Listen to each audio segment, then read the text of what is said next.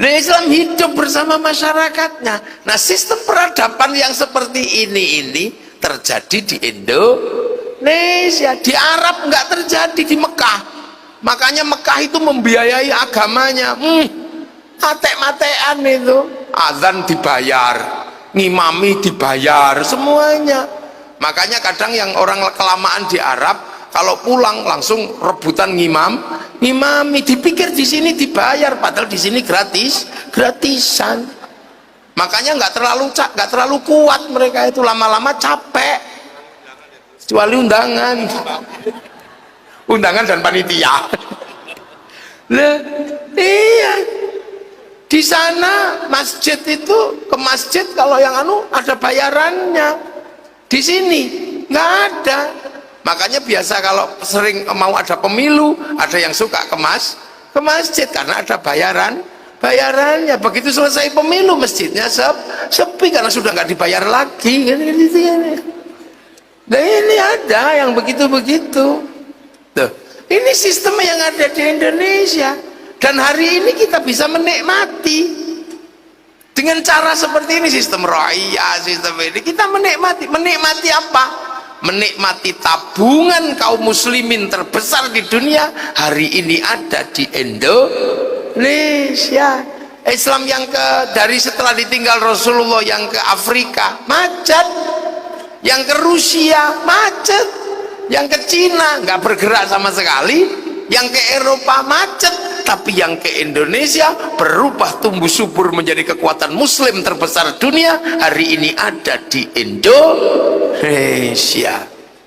Orang sholat paling banyak Indonesia, masjid paling banyak Indonesia, orang apal Quran paling banyak Indonesia, orang haji paling banyak Indonesia. Mana ada haji kok sampai antri 50 tahun kalau tidak Indonesia loh.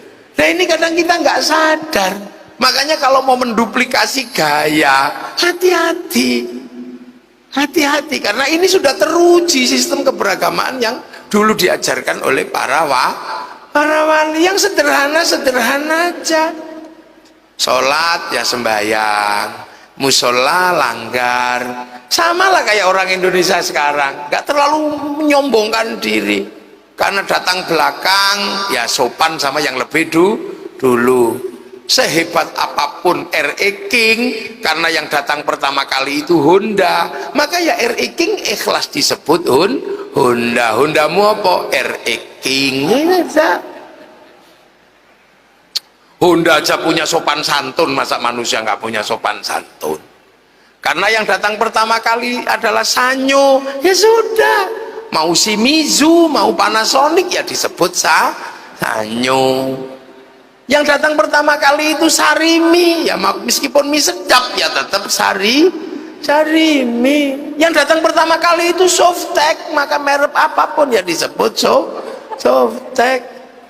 Tempat yang bagus untuk nyuguh tamu pertama kali adalah kaleng Kongwan, maka nggak usah marah. Begitu lebaran bungkusnya Kongwan isinya rengginang loh kan. Lah ini Indonesia. Makanya kalau kita berbicara tentang bangsa ini sebuah bangsa yang sebenarnya ketika Islam datang itu yang sudah jadi bangsa yang sudah mapan.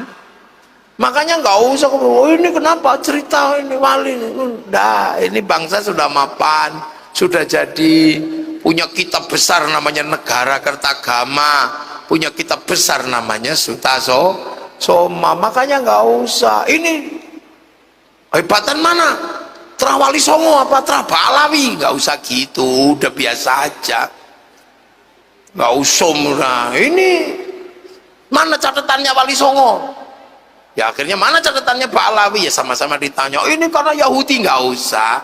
Sekarang memang eranya orang bertanya. Ini kan musimnya orang bertanya. Jadi nggak usah karena ini karena Yahudi memecah belah Islam, enggak. Wong ini usume wong takon kok.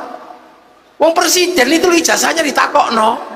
Karena memang ini musimnya orang bertanya. Orang Surabaya itu loh nggak ada apa-apa nanya, nggak bahaya tak? Ngono gak ono apa-apa wae takok, apa meneh ono apa-apa. Dadi Nek ngadepi wong takok wis gak usah kaget, gak usah dawa-dawa ini karena faktor ini enggak usah. Wong iki wayahe wong takok. Kamu nanya. Anak kula tak tapuk lambene gara-gara kamu nanya. Lha iki bapakmu kok kamu aku. Serius wong takok. Nah ini kenapa?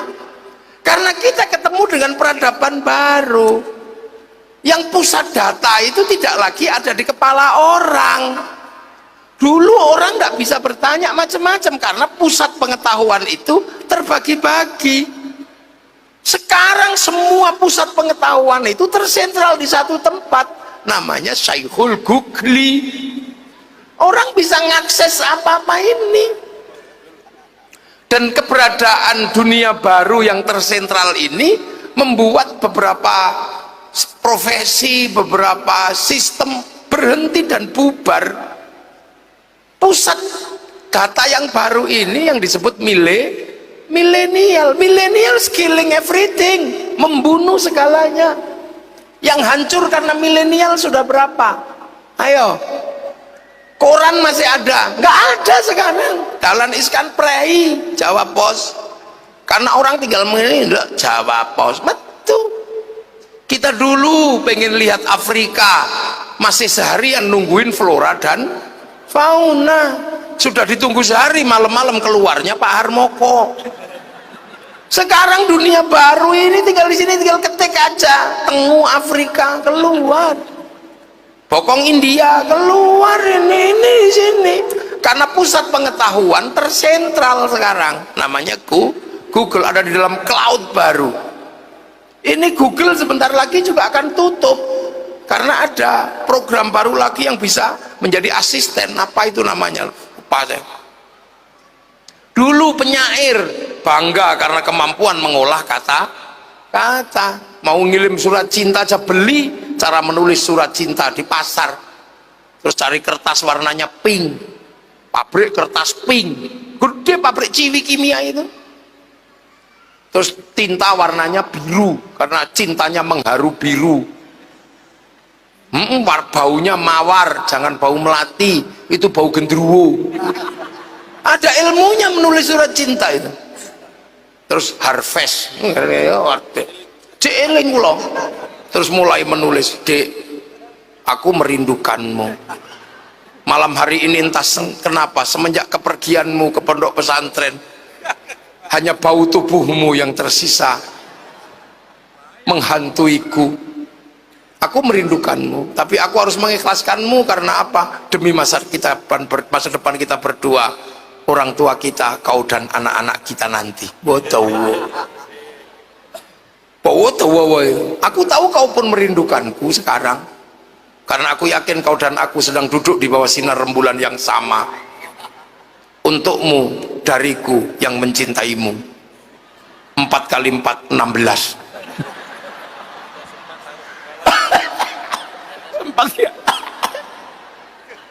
Loh, itu dulu menghasilkan industri besar, namanya Parpostel, pariwisata pos dan telekomunikasi. Ada perangko sampai didilat template no, nunggu Pak Pos menyerap Honda Win. Berapa juta itu Honda Win yang terserap karena keberadaan PT Pos. Sekarang tutup semua itu karena cinta hanya diwakili oleh WhatsApp. Kalau kangen tinggal gitu deh. Tulisannya juga nggak banyak, cuman loh. Terus kita mau menyalahkan WhatsApp untuk karena menghancurkan telekomunikasi, melacurkan. Enggak, ini dunia sama. Mall-mall besar itu sebentar lagi juga akan tutup, dihajar sama bisnis online. Terus kita mau menyalahkan bisnis online. Sampai kan nggak kebayang, grup besar namanya Bluebird itu, armadanya banyak, tiba-tiba dihajar sama Gojek yang bawa 1 laptop. Itu kan nggak masuk akal. Coba dunia berubah. Inggris tiba-tiba gagal Brexit, nggak mungkin kan. Amerika gagal obligasi, nggak kebayang sebelumnya. Dia yang bikin kok bisa gagal.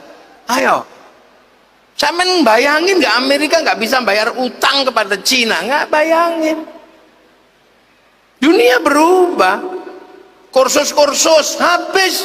Dulu ada Primagama, ada kursus habis, kursus jahit, kursus masak, libur.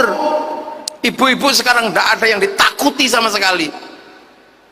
Ibu-ibu tiba-tiba ada suaminya, Bu, aku bawa daging. Ibu-ibu, iya, gitu.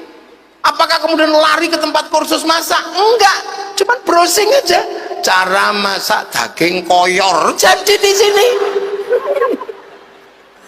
Mana ibu-ibu sekarang terus khawatir, wah ini nanti gimana? Bu, nanti sore kita ada pernikahan tempatnya Pak Bupati, dandan yang cantik. Enggak ada ibu-ibu kok bingung harus bagaimana? Enggak, tinggal dandan make up artis. Mana tidak keluar di sini, ini dunia ini.